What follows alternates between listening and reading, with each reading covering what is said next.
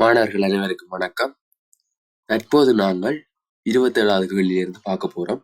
2024 தரம் 5 புலமை பரிசில் பரீட்சை. சரிதானே? நாங்கள் தொடர்ச்சியாக சரியான உறுதியான விடைகள் வரக்கூடிய கேள்விகளை உங்களுக்கு தரப்போறோம். பார்ப்போம். 27வது, தாழ்பட்டி A மீது தாழ்பட்டி B-யை எவ்விதமாக வைத்தாலும் பார்க்க முடியாத ஒரு சந்தர்ப்பம். பார்க்க முடியாத. அப்ப A மீது B-யை கொண்டு வச்சா பார்க்க முடியாத சந்தர்ப்பம் கேட்டிருக்கு. சரிதானே? சரி, இதுல நான் உங்களுக்கு இலகுவா சொல்லித்தர போறேன்னு பாருங்க. எப்படி என்றா, இந்த குறியீடு வலது பக்கம் வந்தா இந்த முக்கோணம் நிமிர்ந்து நேராக வரணும், தலைகீழா வரக்கூடாது. விடையில போய் பாருங்கோ, இந்த குறியீடு வலது பக்கம் இருக்கக்கூடிய மாதிரி இந்த முக்கோணி நேரா வரக்கூடிய மாதிரி உருவம் இருக்கா என்று பாருங்க. இந்த குறியீடு இடது பக்கம் வந்துச்சுன்றால் இது தலைகீழா வரும். சரிதானே? இதைத்தான் நாங்க கவனத்துல வச்சிருக்க போறோம்.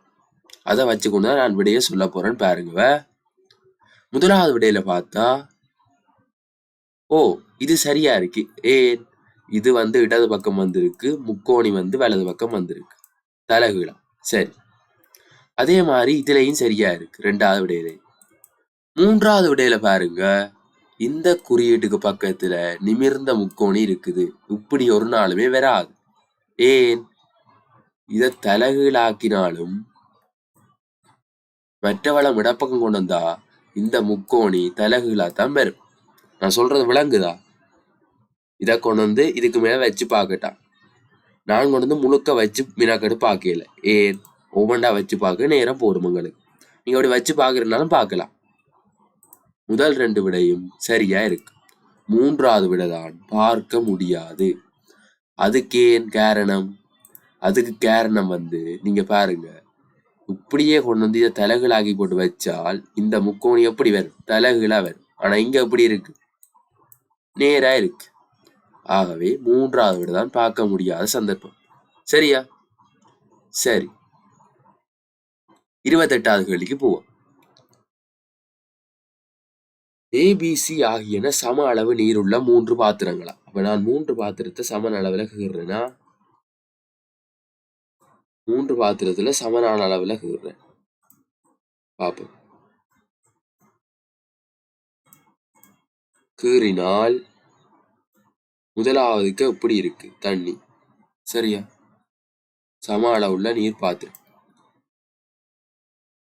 பாத்திரம் மேயில் உள்ள நீரில் அரைவாசியை பாத்திரம் B-யில இடுத. பாத்திரம் A இது, பாத்திரம் B-யும் இதே மாதிரி கிடக்கு. சரியோ? பாத்திரம் B-யும் இதே மாதிரி கிடக்கு, பாத்திரம் C-யும் அதே மாதிரி தான் இருக்கு. சரியா? இப்ப அவங்க சொல்றத நாங்க செய்வோம்.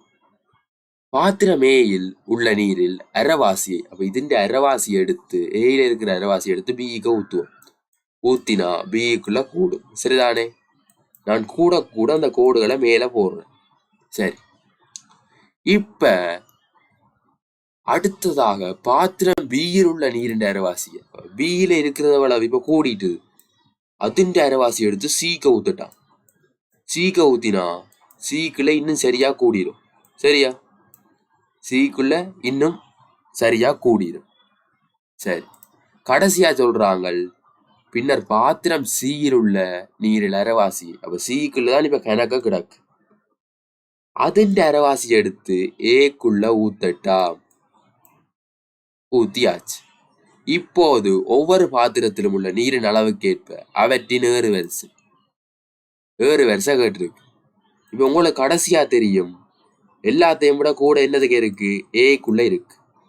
அப்ப ஏறு வரிசையில் எழுதைக்குள்ள என்ன கடைசியா வரணும்? எந்த விட கடைசியா வரணும்? A தான் கடைசியாக வரணும். அப்ப A கடைசியா வர விட எங்க இருக்கு? இரண்டாவதா இருக்கு. சரியா? இப்படித்தான் இந்த கேள்வியை செய்யறது. ஒழுங்குபடுத்தி ஏறு வரிசைப்படுத்தி கொண்டிக்க தேவையில்லை. கடைசியா எந்த பாத்திரத்துக்குள்ள அதிகமா இருக்குதோ அந்த பாத்திரம் தான் ஏறு வரிசையில ஒழுங்குபடுத்திக்க கடைசியா வரும். அப்ப நீங்கள் அதை கவனிச்சால் சரி. சரிதானே மாணவர்களே? சரி, 3 வாக்கிய பகுதிகளும் அவற்றுக்குரிய 3 குறியீட்டு கோவைகளும் கீழே தரப்பட்டுள்ளன. 29வது கேள்வி இப்படி சொல்லுது. என்ன சொல்லுது? 3 வாக்கிய பகுதி 1 2 3, அதுக்கேற்ற மாதிரி 3 குறியீடு தந்திருக்கு. ஆனா எங்களுக்கு எந்தெந்த குறியீடு எந்தெந்த வாக்கியம் என்று தெரியாது. நாங்கள் அதை வச்சுக்கொண்டு கேள்வியை செய்ய போறோம். சரிதானே? ஒரு வாக்கியம் சொல்லுது ரோசா நிறப்பூ, மற்ற வாக்கியம் சொல்லுது நிறப்பூ வாசனை உள்ளது, மிக அழகான நிறம். நீங்க இந்த 3லையும் ஒற்றுமையை பாருங்கோ. இந்த நிறம்ன்றது ஒரு சொல் எல்லாத்துலயும் பொதுவா இருக்கு. நிறம்ன்றது எல்லாத்துலயும் பொதுவாக இருக்கு. அப்ப 3 குறியீட்டுலையும் பொதுவா இருக்கிற உருவம் என்ன? ஓ, இந்த சாய் சதுரம், இந்த ஒரு டைமண்ட் மாதிரியான உருவம். சரியா? சாய் சதுரம் இல்ல, சதுரத்தை சரிச்சு விட்ட மாதிரி ஒரு உருவம், டைமண்ட் மாதிரி. இதுதான் 3லையும் இருக்கு. அதே நேரம் நிறம்ன்றது 3லையும் இருக்கு. இப்ப நாங்க கண்டுபிடிச்சிட்டோம் நிறமண்ட உருவத்துக்கு, நிறமண்ட வாக்கியத்துக்கு, வசனத்துக்கு இந்த உருவம்தான் குறியீடு. சரியா? இந்த உருவம்தான் குறியீடு. அப்ப நீங்க பார்க்கணும் கேள்வி என்ன சொல்லி இருக்கு. அதற்கேற்ப ரோசா பூ மிக வாசனை உள்ளது. அப்ப இதுல நிறத்தை காணல. அப்ப விடையிலையும் நிறம் இருக்கக்கூடாது. சரிதானே? ரோசா பூ மிக வாசனை உள்ளது. விடையிலையும் நிறம் இருக்கக்கூடாது. நிறம் இருக்கிற விடைய வெட்டுங்கோ. நிறத்தின் குறியீடு அங்கே இருக்கு, இதுல இருக்குது. அப்ப இந்த விட வராது, வெட்டியாச்சு. சரிதானே? சரி, அடுத்ததை பார்ப்போம். இன்னொரு ஒற்றுமையை பாருங்கோ. நிறப்பூ வாசனை உள்ளது, இதுல பூவண்ட சொல்லி இருக்கு. அதே மாதிரி ரோசா நிறப்பூ வண்டி இன்னொன்று இருக்கு. அப்ப ரெண்டு சொல் இருக்கக்கூடிய மாதிரி 2 குறியீடு இருக்கா? 2 குறியீடு இருக்கணும் பூவண்ட சொல்லுக்கு. இதுலயும் பூ இருக்கு, இதுலயும் பூ இருக்கு. அப்ப ஒன்றுல இல்லாம மற்றதுல 2 குறியீடு ஒரே மாதிரி இருக்கும். ஓ, இங்க இருக்கு இந்த முக்கோணி, இந்த முக்கோணம் தான் பூவண்ட சொல்லுக்கு குறியீடு. அப்ப ரோசா பூ மிக வாசனை உள்ளது. ரோசா பூன்றது 2வது இடத்துல வருது. ஆகவே 2வது இடத்துல முக்கோணி உள்ள குறியீடு என்ன? 2வது விடை. சரிதானே? சரி, இலகுவா கண்டுபிடிச்சிட்டேன். இப்படித்தான் மாணவர்களே விடையை கண்டுபிடிக்கிறது. நீங்கள் 1ஆம் கட்டமே இந்த ரோசா பூன்னு சொல்ல வச்சு கண்டுபிடிச்சால் முக்கோணியின் குறியீட்டை கண்டுபிடிச்சிட்டீங்கடா விடையை இலகுவா காணலாம். அந்த நிறம்ன்றதெல்லாம் வட்டி கொண்டு நிக்க தேவையில்லை. சரியா? நான் சொல்றது விளங்குது தானே? விளங்காட்டினோ கமெண்ட்ல சொல்லுங்க. இதுதான் சரியான விடை, இதை தவிர வேற விடை இல்லை. குழப்பறதுக்கு இதுல ஒன்றும் இல்லையா? சரியா?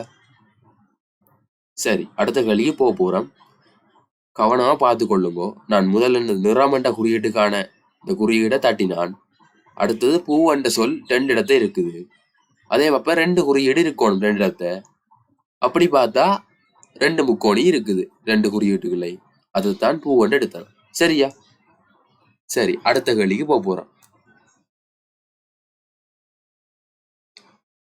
ஒரு நான்முகியின் 4 முகங்களில் ஒரு முகத்தில் ஓர் இலக்கம் வீதம். அப்ப ஒரு முகத்துல ஓர் இலக்கம் வீதம் 1 2 3 4 சரியோ ஆகிய இலக்கங்கள் எழுதப்பட்டுள்ளது. ஒரு நான்முகியை பார்த்தா உங்களுக்கு தெரியும் அது எப்படி இருக்கும் என்றால், உங்களுக்கு கீறி காட்டலாம். ஆனா நீங்க 3Dல பார்க்கணும், முப்பரிமாணத்துல பார்க்கணும். சரியா? பரிமாணத்துல கீறி காட்டுறேன். கீறினா உங்களுக்கு இப்படிதான் இருக்கு. இது ஒரு முகம், இது ஒரு முகம், கீழே ஒரு முகம் இருக்கா தெரியல. சரியா? நீங்கள் கவனமா பார்த்து கொள்ளணும்.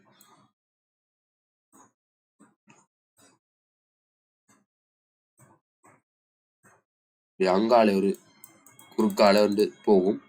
அது உங்களுக்கு முப்பரிமாணத்துல காட்டணும். சரிதானே? பார்த்தா 4 முகங்கள் இருக்கு. நான்முகி என்றா 4 முகங்கள் இருக்கு. இவ்வாறு இலக்கங்கள் எழுதப்பட்டுள்ள இரு நான்முகிகள்.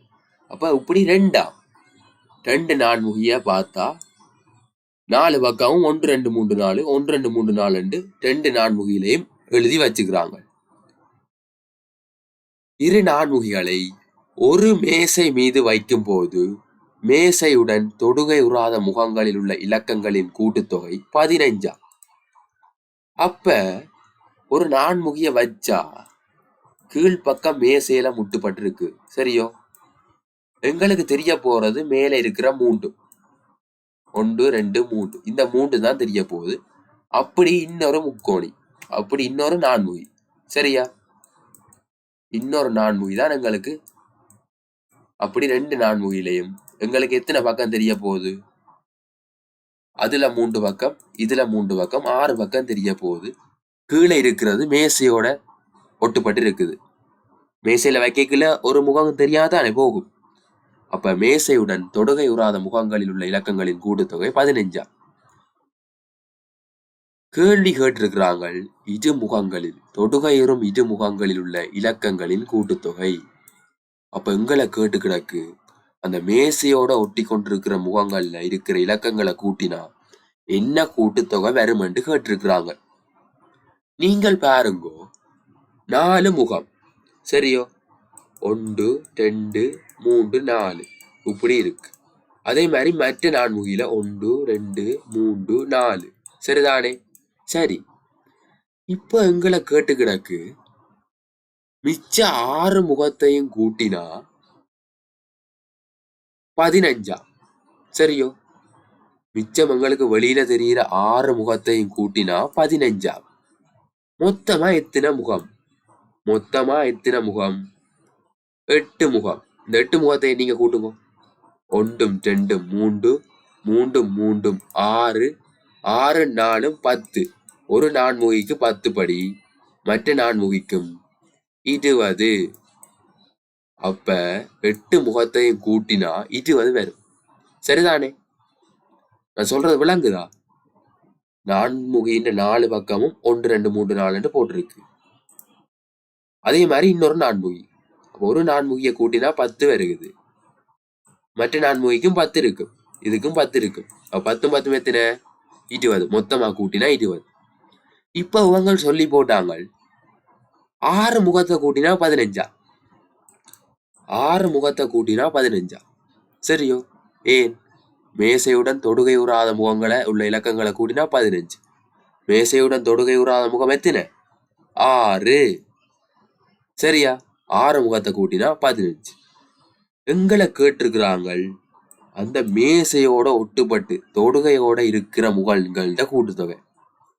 எத்தனை முகம் மேசையோட ஒட்டுப்பட்டு இருக்கு? 2 முகம். எங்களுக்கு 8 முகத்தின கூட்டுத்தொகை தெரியும், 6 முகத்தின கூட்டுத்தொகையும் தெரியும். அப்போ 8 முகத்தின கூட்டுத்தொகையிலிருந்து 6 முகத்தின கூட்டுத்தொகையை கழிச்சால் எங்களுக்கு அந்த மேசையோட தொடுகையோட இருக்கிற 2 முகத்தின கூட்டுத்தொகை வேற. 20ல 15 போனா 5. விளங்குதா? சரியான சுகமான கேள்வி. 2 நான்முகி எடுத்து 4 பக்கம் 4 நம்பரை போட்டுட்டு 1 2 3 4 போட்டுட்டு அதுல 2 மேசையில வச்சிருக்கிறாங்க. எங்களுக்கு 4 முகத்துல 2 முகம் மேசையோட ஒட்டிக்கொண்டு நிக்குது. 4 முகத்திலே இல்ல, 8 முகத்துல 2 முகம் மேசையோட ஒட்டிக்கொண்டு நிக்குது. மேல தெரிகிற 6 முகத்தையும் கூட்டினா 15. ஆனா எங்களுக்கு தெரியும் 8 முகத்தையும் கூட்டினா அவ்வளவு வருகுது, 20 வருகுது. அதுல 15 கழிச்சால் 5. சரியா மாணவர்களே? கவனமா இருந்து கொள்ளுங்கோ. இலகுவான கேள்வியா? சரியான சுகமான கேள்வி. அடுத்த கேள்வியை பார்ப்போம். ஒரு நிலையில் 12க்கு மேற்பட்ட பிள்ளைகள் நிற்கும் விதம் பின்வரும் ஒரு ஏயில் காட்டப்பட்டிருக்கான். ஒரு ஏயில இப்படி காட்டியிருக்கு, 12க்கு மேற்பட்ட பிள்ளைகள் இருக்கிறாங்களா. ஒரு பியில் காட்டியுள்ளவாறு அவர்கள் முதலாம் பிள்ளை நடுவில் நிற்கும் விதத்தில், முதலாம் பிள்ளை நடுவில் நிற்குது, ரெண்டாம் பிள்ளை முதலாம் பிள்ளையின் இடக்க பக்கத்திலும். அப்ப ரெண்டாம் பிள்ளை முதலாம் பிள்ளையின் இடக்கை பக்கமா. நீங்க உங்களுக்கு எந்த வளம் இடப்பக்கம் என்று பாக்குறீங்களோ அதே போடுங்க, ஒரு பிரச்சனையும் இல்லை. கேள்வி பிழைக்காதா? இடப்பக்கம் வலப்பக்கம் மாறி போட்டாலும் கேள்வி பிழைக்காது. நீங்க பிள்ளைன்ற பக்கத்துக்கு இடப்பக்கம் போட்டாலும் சரி, உங்களோட பக்கத்துக்கு இடப்பக்கம் போட்டாலும் சரி, கேள்வி பிழைக்காது. நான் பாக்குற பக்கத்துக்கு இடப்பக்கம் போட போறேன். சரியா? சரி. பார்த்தா முதலாம் பிள்ளையின் இடப்பக்கத்துல 3. அப்ப இடப்பக்கம் இது 3. சரி. முதலாம் பிள்ளையின் வலப்பக்கத்துல 4. முதலாம் பிள்ளையின் வலப்பக்கத்துல 4 இல்ல. பொருங்க வாரன். முதலாம் பிள்ளை நடுவில் நிற்கும் விதத்தில் ரெண்டாம் பிள்ளை முதலாம் பிள்ளையின் இடப்பக்கம். அப்ப ரெண்டாம் பிள்ளை தான் முதலாம் பிள்ளையின் இடப்பக்கமா? கவனம், மாறி போடக்கூடாது. ரெண்டாம் பிள்ளை முதலாம் பிள்ளையின் இடப்பக்கம். சரி, போட்டாச்சு. முதலாம் பிள்ளையின் இடப்பக்கத்திலும் மூன்றாம் பிள்ளை முதலாம் பிள்ளையின் வலப்பக்கத்தில். மூன்றாம் பிள்ளை வலப்பக்கத்திலே. நாலாம் பிள்ளை ரெண்டாம் பிள்ளையின் இடப்பக்கத்தில். அப்ப ரெண்டாம் பிள்ளையின் இடப்பக்கம் இது. அப்ப இதுல 4. இப்படி மாறி மாறி நிக்க போகுது பாருங்க. 1 2 2 3 அப்புறம் 3 4. அப்ப 5 நீ எங்க வரும்? இங்க வரும். 6 இங்கால வரும். 7 இங்கால வரும். 8 இங்கால வரும். 9 இங்கால வரும். 10 இங்கால வரும். 11 இங்கால வரும். 12 இங்கால வரும். சரியா? ஒன்று மாறி மாறி போகுது. அங்கால ஒன்று போனா இங்கால ஒன்று வருது. நீங்க வித்தியாசத்தை பாருங்க. இதுக்கு இடையில 2 2 தான் வித்தியாசம் வருது பாருங்க. அதே மாதிரி இங்கால 3 5 7 9 11 இருக்கட்டும். இப்ப கேள்விக்கு போவோம். அவ்வாறு அவர்கள் நிற்கும் போது 10ஆம் பிள்ளையின் இரு பக்கங்களிலும் நிற்பவர்கள் யாவர்? அவ்வாறு அவர்கள் நிற்கும் போது 10ஆம் பிள்ளையின் இரு பக்கங்களிலும் நிற்பவர்கள் யாவர்? அப்ப நாங்க 10ஆம் பிள்ளையை ஏற்கனவே எழுதி போட்டோம். 10ஆம் பிள்ளை இங்க நிக்குது. 10ஆம் பிள்ளைல இரு பக்கம் வேற நிக்கிறது. 8 12 விடைய பாருங்க. 8ஆம் பிள்ளையும் 12ஆம் பிள்ளையும். இதுதான் சரியான விடை. சரியான சுகமான கேள்வி. இதை நான் முதலே சொன்ன மாதிரி நீங்க எழுதி பார்க்க தேவையில்லை. ஏன்? வித்தியாசம் 2 கண்டுபிடிச்சிட்டோம். அப்ப நடுவுல நிக்கிறவருக்கு பக்கத்துல நிக்கிறவர் 2 கழிக்கோணும். விளக்கு பக்கத்துல நிக்கிறவருக்கு 2 கழிக்கோணும். இடப்பக்கத்துல நிக்கிறவருக்கு 2 கூட்டணும். 10 10ல 2 போனா 8. 10ஓட 2 கூட்டினா 12. 12 மட்டும். இதுதான் சரியான விடை. சரியா? முழுக்க எழுதி பார்க்கவும் தேவையில்லை. அப்படி எழுதி பார்த்தாலும் சரியான விட வருது. எழுதி பார்க்கறதால நேரமும் போவாது. சரியா மாணவர்களே? கவனமா இருந்து கொள்ளுங்கோ. சரிதானே? சரி, நான் நினைக்கிறேன் உங்களுக்கு திருப்பி எக்ஸாம் வைக்கிறதுக்கு ஏதாவது விசாரணை ஒன்று போய்கொண்டிருக்கேன்னு நினைக்கிறேன். பேப்பர் அவுட் ஆனதை பற்றி வடிவா இன்னும் உறுதியான தகவல்கள் வரவில்லை.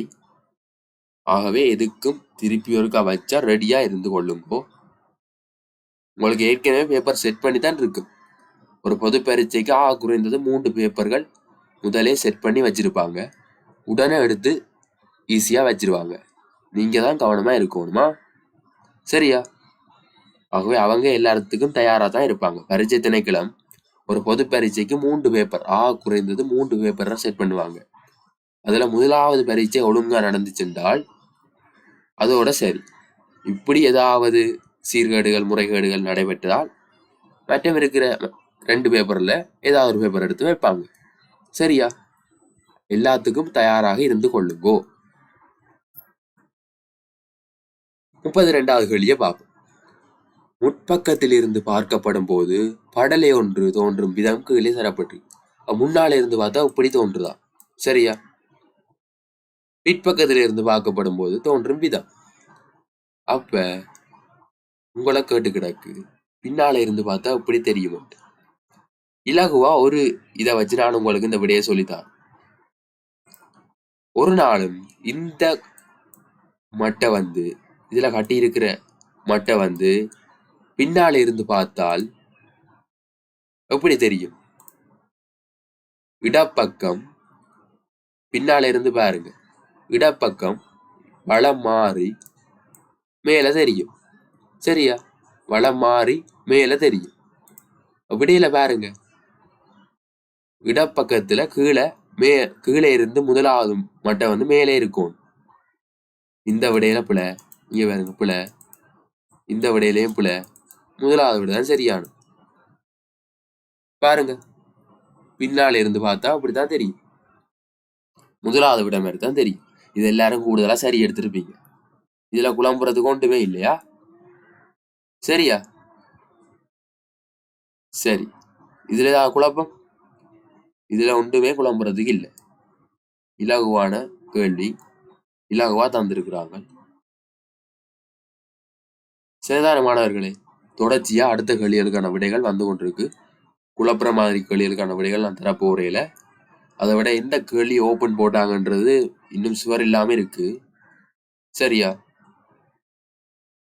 ஆகவே மாணவர்களே அவதானமா இருந்து கொள்ளுங்கோ. தொடர்ச்சியாக இணைந்திருங்கள்.